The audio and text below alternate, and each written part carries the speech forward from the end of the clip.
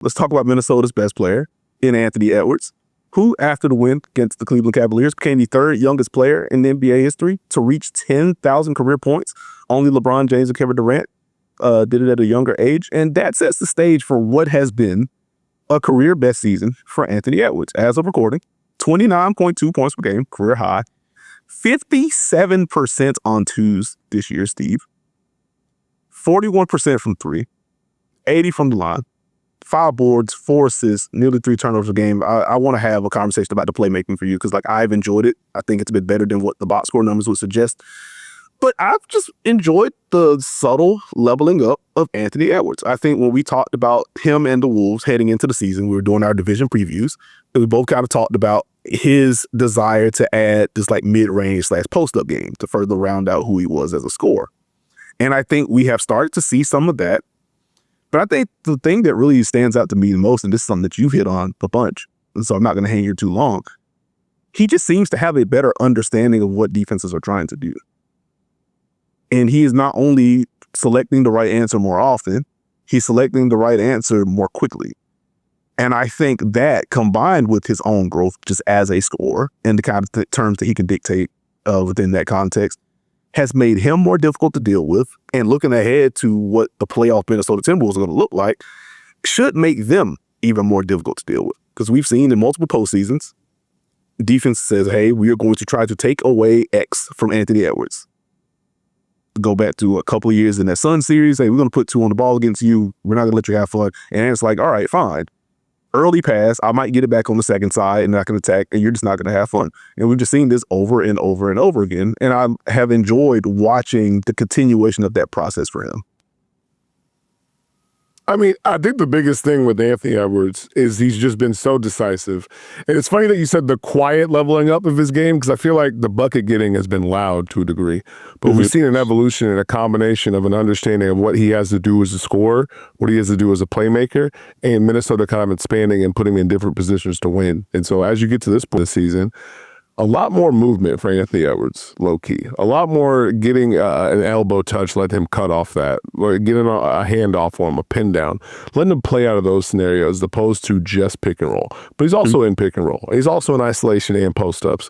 So you're kind of able to move him around the board a little bit and allow him to attack in different ways. But when he's just putting his head down, making the right reads, attacking, it's hard to deal with because on those post-ups, the footwork is fantastic. I think that's one thing that gets underrated with Anthony Edwards' game. His footwork is incredible. And so when you put him in a wide pin down, he's able to curl. You don't know if he's going to turn the corner and finish, or you don't know if he's going to hit you real quick and get to a step back. It keeps pressure on you. And now, the added playmaking, if you put 2 on the ball when he's come off a pin down or any way, I'm going to get off of it. And I think to your point about the box score numbers, where Anthony Edwards has shined to me is the fact that, okay, I understand what the defense is trying to do, and I know I need to get off of it quick before they can do it. And so he does things as far as passing. There's a play against Cleveland. They're putting 2 on the ball. Anthony Edwards has success with it one time. The next time down, Jared Allen is getting ready to get up. Screen hasn't been set yet. Anthony Edwards just rejects to the right to embrace and take that trap. That's just a setup so he can come back left. Defense has to pull over. Because the big's not in position, the nail help has to come over and help. He passes it real quick. That's not going to get you an assist, but that's generating a team and forcing a defense to be in rotation. When he's in a pick and roll and able to attack a matchup, and he sees where the help is, and he skips it right away, he might get the hockey assist, he might not, but that's a key cog to getting teams having to rotate and react. So I think that's where I think Anthony Edwards should get more credit with his playmaking, because he's understanding and keeping things rolling for Minnesota more than people understand. Yeah, and that's more so what I meant by, like, the quiet leveling up. Because I think, to your point, that has been such a better portion of his game this year, even though if you look at just the assist and turnovers, it's like, well, this is a near 1-to-1 assist turnover ratio. That's not what you want for your primary initiator. This is where, one, just watch Anthony Edwards, but 2, like, watching all of the Anthony Edwards turnovers, it's like a lot of this feels like self-inflicted for him. Like, you don't want turnovers overall because duh. But it's like, okay, a lot of these are dead ball. A lot of these is him making a read and, like, defender makes a good play. Or here's Anthony Edwards taking on to a reject, to your point. I am now making this pass, someone slides under before a charge. It's like, yeah, he can get out of that a beat earlier. I don't feel like he made the wrong decision. That's more of a good defensive play. I will say quickly before I circle back to the second part of what you said, it is kind of funny watching Ant with some of the I am driving through help or I have a rip through, I've set up my defender, he doesn't get the call. And like those are some of the turnovers that he has in his film. And Ant is like all NBA first team, hey, arms spread wide. You can hear him on the broadcast, where's the foul type beat. You want to see him rein more of that in. Like this is something that Chris Mitch has talked about quite a bit since he's been there. So like you get chuckles when you look through certain things like that, just filtered. Let's look at all the turnovers. How often that happens, pretty funny. But yeah, to your point, like the reads themselves have been better. They have been quicker. And I think, again, this bodes well for him and the Wolves as you get towards postseason time. To your balance point, because that was literally the first thing I had in my notes. His ability to balance and square himself is top tier. And like the first play that I think of, go back to Christmas, when he knocks down the corner three against Jamal Murray to send that game into overtime. And I was rewatching that game back the day after, and I spent like 8 minutes talking about it in slow-mo again. I'm just like, you are not supposed to be able to do this. You are not supposed to have 8 minutes. You know what? No. Anyway, you're not supposed to be able to have that kind of awareness of where your feet are, be able to turn, square yourself. He has the elevation to where the shot still is going to get bothered. He just catches it home. It's like he just does stuff like this all the time. And so you see that more so to the mid-range point, his ability to set up shots. And again, like it's not like he's getting blocked on a ton of those. The step throughs that he's able to tap into. And like these were things that he was sprinkling in last year, but it feels like it's a higher volume this year. Like he just has leveled up so much in like the minutia in that kind of way. I've really enjoyed that piece of the product. Actually, to the mid-range game, Steve, how have you felt about the growth with that in particular? Because he hasn't hit the elite level yet, but it feels like such a step up from where it was last year.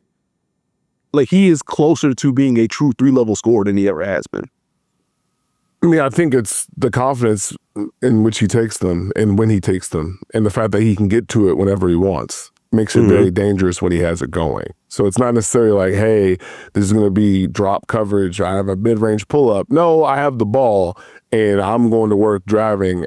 I can get to this step back where I'd like. I can pull up and extend and shoot over whenever I'd like. So to me, knowing when and how and being able to get to that shot whenever he feels like and having a command of it is just as important as how many he makes. I know that sounds like silly analysis, but what are you doing to stop that shot? And what are you doing to take away that shot?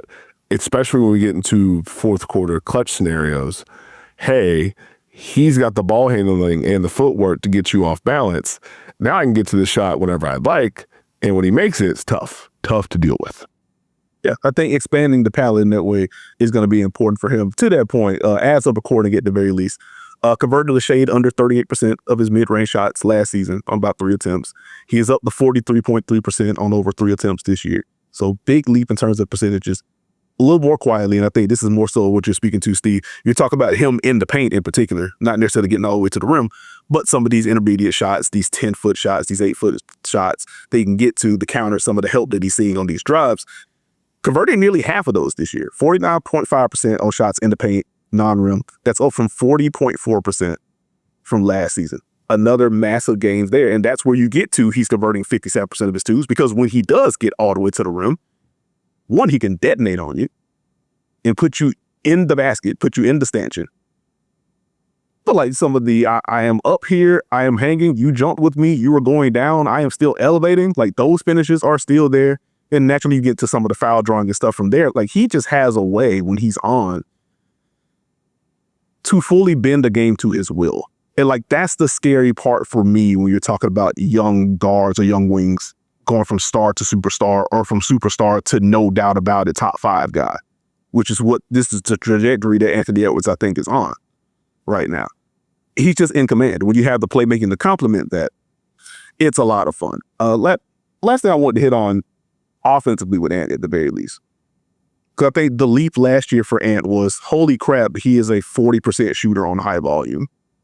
We thought he was going to get better at it. We thought he could be solid, but like the drives would still lead the dance. What do you mean you're taking 10 threes a game now and shooting them at a darn near 40% clip? We fast forward to this season, 41.2% from three on over 8 attempts. He is, as of recording, one of 5 players shooting at least 40% from three on 8 or more attempts. The other 4, Tyrese Maxey, might have heard of him, it's pretty good. Michael Porter Jr., might have heard of him, it's pretty good. Conker Nipple, might have heard of him, he's pretty good. I will save my Conker Nipple rant for next week, I promise. And Sam Merrill, welcome back. After starting the season on the IR, shooting the leather off the ball. 37% on off the dribble threes, slightly down from last year, but like the timing of those is insane, and you really feel that in clutch time. We'll talk about that a little bit later. And to your point about the movement, well, you mentioned some of the wide pin downs that he gets and some of the attacks that he can get into there. But like the off-ball movement for Anthony Edwards, I feel like has been kind of underrated, especially when he's playing off of some of the pressure that's been created by Julius Randle, when he's able to put his head down. If the ball's just swinging all around, now we're talking about closeout attacks from Jaden McDaniels. Like he's done a really good job of filling with cuts, but also just kind of lurking around the perimeter for relocation stuff. As of recording, 17 of 27 on relocation threes per second spectrum right now. It was about 42% last year, which is an elite clip. So I don't, like, do I think 60% is sustainable? Like, no. But again, just kind of breathes itself into like that flow state that he's kind of in and the reads that he's making off the ball on top of that. So like it's been insane watching him develop into this as a shooter in addition to what the drives already provide. He's really good, Steve. He's really good. Quick free throw I'll toss to you. How are you feeling about the Anthony Edwards clutch player of the year case right now? He was my pick to start the year, so he sure was. We're going to stick with it until we can't. I respect it. He is top 10 in clutch scoring right now. I think 70 points as of recording, which is 7th in the league. 18 of 23 inside the arc is not supposed to happen, and it's especially not supposed to happen for a guard. Now, naturally, we're talking about clutch time, so like those samples are naturally going to be smaller. But you're converting nearly 80% of your twos, which are the drives, which are the post-ups, which very quickly, like the logging, he'd be kind of funny with post-ups versus isolation when it comes to second spectrum, but logged 37 post-ups in the regular season last year. He's already at 36 as we record this. So he has certainly shown a little bit more comfort in that area. But you get those in clutch time. Go ahead. And what I was going to say, on the post-ups, it's funny to see him understand, oh, no help is coming, and then now it's time to go to work. And so I'm going to hit you. You think it's going to be a fadeaway. You think you got me stuck. The footwork, spin move, step through. It's been fun to watch him grow in that area as far as I might face up. It's old school style. It's time to respect guards and wings with mid-range post-ups looking to get a bucket. I respect, like, I think to the post up is dead discourse that was popping up like earlier in the decade and things like that, it has been kind of fun. Like, one, Jokic and Embiid, there are bigs that they are just incredibly good at it, right? But like, it has been kind of fun to watch the kind of inversion of this to where you are seeing more guards and wings. Like, oh, well, actually, I could do this. How do you want to send help now? Because this is a little bit different. Like watching the Wolves, well, I think the first Wolves Heat game. Just impressive basketball games for Anthony Edwards in general with that 2-game series against Miami. But like there was one possession, Ants posted up on the right wing, and Bam is one pass away because of some switching, cross matching, etc. Ant takes one, maybe 2 dribbles, and Bam is like, "No, I'm coming with a double. You're not about to post up." This guy, absolutely not. It's an easy kick to, I think, Dante DiVincenzo knocks down 3 above the break. And it's like, hey man, if Ant's drawing this kind of help from Bam of all people, who is one of the best defenders on the planet. So like, even if you don't want one pass away help, you kind of trust him to navigate that because of how good he is. But it's like, if Ant's drawing that kind of attention on those touches now, in addition to everything else, it does become a question of what do you do with him if this is the way that he's leveled up to. But back to the clutch point, like 78% on twos, 57% on threes, 8 of 14 overall. He's 5 of 10 on off the dribble threes in the clutch, Steve. That's not supposed to happen either. Small sample size be darned. Like, he has just been insane. And again, we've talked a lot about what the mid-range game has been, what the shooting has been, the reads that he's making and things like that. Like, to the drives themselves, 1.24 points per possession on any trip featuring an Anthony Edwards drive. Last year, that was at 1.03. Massive bump there. He, among players that have driven the ball at least 300 times, he's number 1 in points per possession generated, Steve. We've talked about Shea earlier this year. Like, we had the Julius Randle stat earlier this year. There are a lot of elite names towards the top. Shea Gilgeous-Alexander currently 3rd right now. Now it's Anthony Edwards. Him and Luka Doncic, the only 2 players above 1.2 right now. Like, this is where he is. And so a free throw, I'll toss your way, Steve, as the MVP race is very open right now. How heavily are you factoring Anthony Edwards into this? He's a name. He's in the conversation. Yeah. He's on the list. I do think for him, the production has to stay pretty elite, and I think the Wolves have to win a few more games. But, I mean, if we're going to talk about Cade, Brunson, potentially Maxey, Brown, Edwards, I have respect for guard play. And so once you see everyone who's healthy, is that now 6, 7, 8, 9, 10? Maybe. But I don't have a problem with having him in the conversation. Now, if the Wolves are 2 seed, I think it gets louder. If the Wolves are 6 seed, I think it gets quieter. Okay. I think that's fair. That is fair. I think he also at least deserves to have his name said to answer my own question. I think that's fair. Like, he should be somewhere in, like, you can argue anywhere it's like 4 to 7, somewhere in there, especially when you're factoring in the injuries and stuff right now. Like, I think that's fair, and that the Wolves do make that surge. I think they're going to be there. 2 notes I want to hit, and we can get out of here to the next segment. Talk a little bit about the help that Anthony Edwards is seeing. Seeing a second defender, on nearly 18% of his touches. That's up from last year. That's 10th league wide among players with at least 2,000 touches. And again, handling that well. And we're talking about growth areas for him, dealing with 2 on the ball as he's seeing more of it. Like, I am keeping an eye on him against ice in particular, because I think that's where, looking through the turnovers, a lot of that comes through, like trying to decide, when am I stringing this out? When am I hitting the pocket pass? And if Rudy's the screener, do I even want to make the pocket pass? And like trying to drive through that second defender, like to your example, against Jared Allen. So keeping an eye on that. Much more effective against pretty much every other pick and roll coverage compared to ice. Big drop there. So keeping an eye on that moving forward. But heck of a season for Anthony Edwards.